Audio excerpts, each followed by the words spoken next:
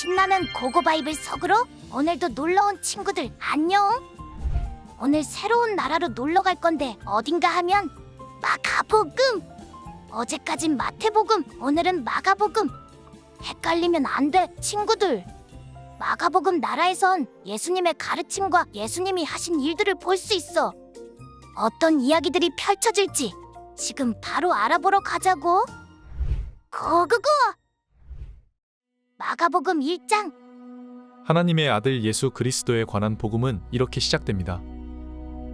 예언자 이사야의 글에 내가 내 앞에 내 심부름꾼을 보낼 것이다. 그가 내 길을 준비할 것이다. 광야에서 외치는 사람의 소리가 있다. 주를 위해 길을 예비하라. 그분을 위해 길을 곧게 하라. 라고 기록되어 있는 대로 세례자 요한이 광야에 나타나서 죄 용서를 위한 회개의 세례를 선포했습니다. 유대 온 지방과 예루살렘 모든 사람들이 요한에게 나아와 자기 죄를 고백하고 요단 강에서 요한에게 세례를 받았습니다. 요한은 낙타털로 만든 옷을 입고 허리에 가죽띠를 두르고 메뚜기와 들꿀을 먹었습니다. 그리고 요한은 이렇게 선포했습니다. 나보다 더 능력 있는 분이 내 뒤에 오실 텐데 나는 몸을 굽혀 그분의 신발끈을 풀 자격도 없다. 나는 너희에게 물로 세례를 주지만 그분은 너희에게 성령으로 세례를 주실 것이다. 그 무렵에 예수께서 갈릴리 나사렛에서 요단 강으로 오셔서 요한에게 세례를 받으셨습니다. 예수께서 물에서 막 나오실 때 하늘이 열리고 성령이 비둘기처럼 자기에게 내려오는 것을 보셨습니다. 그리고 하늘에서 소리가 들려왔습니다. 너는 내가 사랑하는 아들이다. 내가 너를 무척 기뻐한다. 그러고 나서 곧 성령이 예수를 광야로 내보내셨습니다. 예수께서 40일 동안 광야에 계시면서 사탄에게 시험을 받으셨습니다. 그때 예수께서 들짐승들과 함께 계셨는데 천사들이 예수를 시중들었습니다. 요한이 감옥에 갇힌 뒤 예수께서는 갈릴리로 가셔서 하나님의 복음을 선포하셨습니다. 때가 찼고 하나님 나라가 가까이 왔으니 회개하고 복음을 믿으라. 그리고 예수께서 갈릴리 호숫가를 거닐다가 시몬과 그 동생 안드레가 호수에 그물을 던지는 것을 보셨는데 그들은 어부였습니다. 예수께서 말씀하셨습니다. 나를 따라라. 내가 너희를 사람 낚는 어부가 되게 하겠다. 시몬과 안드레는 곧 그물을 버려두고 예수를 따랐습니다. 예수께서 조금 더 가시다가 세베대의 아들 야고보와 그 동생 요한이 배에서 그물을 깁고 있는 것을 보시고 곧 그들을 부르셨습니다. 그러자 그들도 아버지 세베대와 일꾼들을 배에 남겨두고 곧바로 예수를 따랐습니다. 그들은 가버나움으로 갔습니다. 곧 안식일이 되어 예수께서 회당에 들어가셔서 말씀을 가르치시기 시작하셨습니다.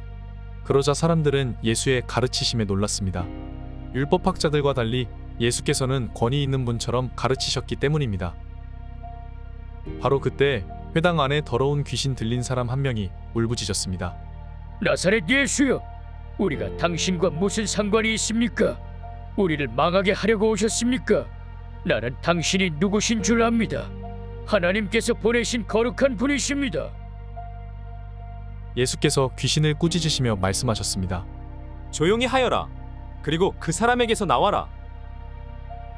그러자 더러운 귀신은 그 사람에게 발작을 일으키더니 비명을 지르며 떠나갔습니다. 사람들은 모두 너무나 놀란 나머지 서로 수군거렸습니다. 이게 무슨 일이지?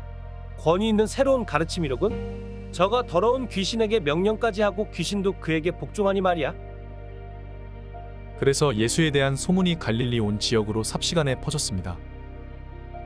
그들은 회당에서 나와 곧바로 야고보와 요한과 함께 시몬과 안드레의 집으로 갔습니다.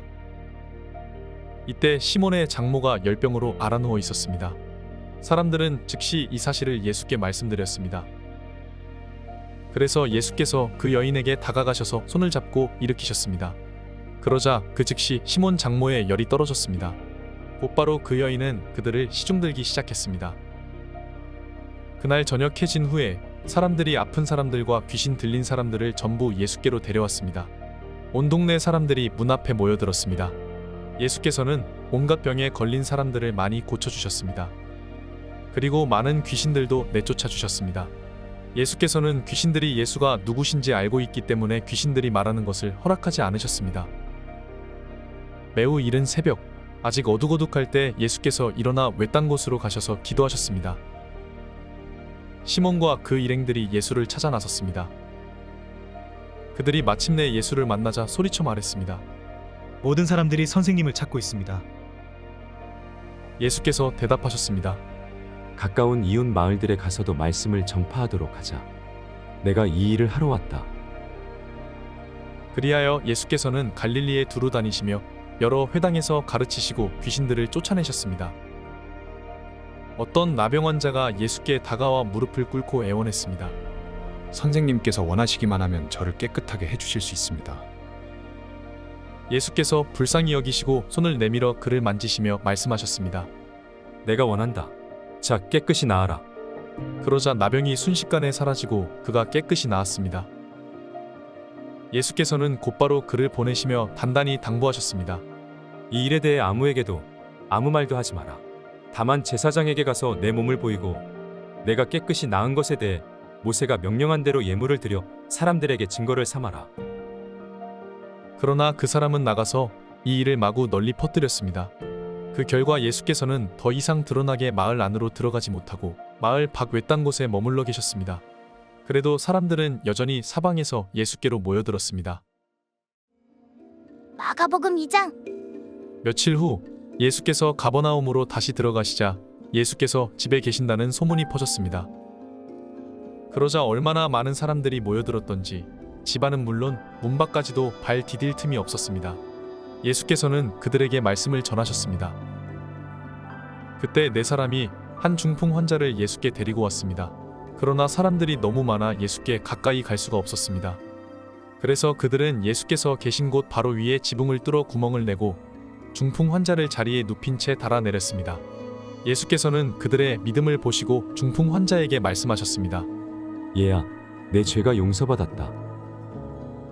거기 앉아있던 율법학자들은 속으로 생각했습니다. 저 사람이 어떻게 저런 말을 할 수 있단 말인가? 하나님을 모독하고 있구나. 하나님 한 분 말고 누가 죄를 용서할 수 있단 말인가? 예수께서는 이들이 속으로 이렇게 생각하는 것을 마음으로 곧 알아채시고 율법학자들에게 말씀하셨습니다. 왜 그런 생각을 하느냐? 중풍 환자에게 내 죄가 용서받았다 하는 말과 일어나 자리를 들고 걸어가거라 하는 말 중 어느 말이 더 쉽겠느냐? 그러나 인자가 땅에서 죄를 용서하는 권세가 있는 것을 너희에게 알려주겠다. 그리고 예수께서 중풍 환자에게 말씀하셨습니다. 내가 네게 말한다. 일어나 내 자리를 들고 집으로 가거라. 그러자 중풍 환자는 모든 사람들이 보는 앞에서 벌떡 일어나 자리를 들고 밖으로 나갔습니다. 사람들은 모두 크게 놀라 하나님께 영광을 돌리며 이런 일은 난생 처음 본다. 라고 말했습니다. 예수께서는 다시 호숫가로 나가셨습니다. 많은 사람들이 나아오자 예수께서 가르치기 시작하셨습니다. 그러고 나서 예수께서는 지나가시다가 세관에 앉아있는 알페오의 아들 레위를 만나셨습니다. 나를 따라오너라. 예수께서 레위에게 말씀하시자 레위는 일어나 예수를 따랐습니다. 예수께서 레위의 집에서 식사를 하시는데 많은 세리와 죄인들이 예수와 그분의 제자들과 함께 음식을 먹고 있었습니다. 이런 사람들이 예수를 많이 따랐기 때문입니다. 바리새파 사람인 율법학자들은 예수께서 죄인들과 세리들과 함께 먹는 것을 보고 예수의 제자들에게 물었습니다. 어째서 너희 선생님은 세리들과 죄인들과 함께 어울려 먹느냐? 예수께서 이 말을 들으시고 그들에게 말씀하셨습니다. 건강한 사람에게는 의사가 필요하지 않으나 병든 사람에게는 의사가 필요하다. 나는 의인을 부르러 온 것이 아니라 죄인을 부르러 왔다. 요한의 제자들과 바리새파 사람들이 금식하고 있었습니다. 몇몇 사람들이 와서 예수께 물었습니다.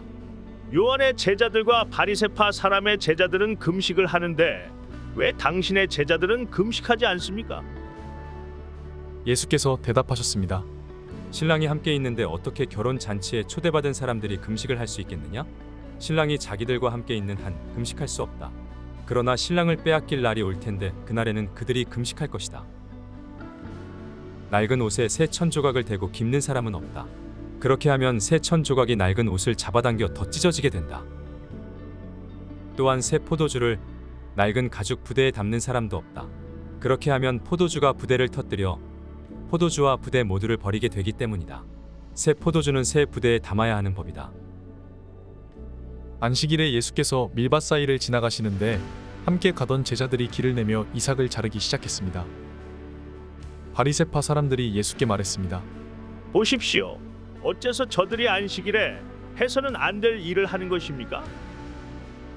예수께서 대답하셨습니다. 다윗과 그 일행이 배가 고파 먹을 것이 필요했을 때 다윗이 어떻게 했는지 읽어보지 못했느냐? 아비아달 대제사장 때 다윗이 하나님의 집에 들어가 제사장만 먹게 돼 있는 진설병을 다윗이 먹고 자기 일행에게도 나눠주지 않았느냐? 그러고 나서 예수께서 바리새파 사람들에게 말씀하셨습니다. 안식일이 사람을 위해 만들어진 것이지 사람이 안식일을 위해 있는 것이 아니다. 그러므로 인자는 안식일에도 주인이다. 수고했어, 친구들. 다음은 어떤 말씀이 우리를 기다릴까? 그럼 다음에 또 만나자. 안녕.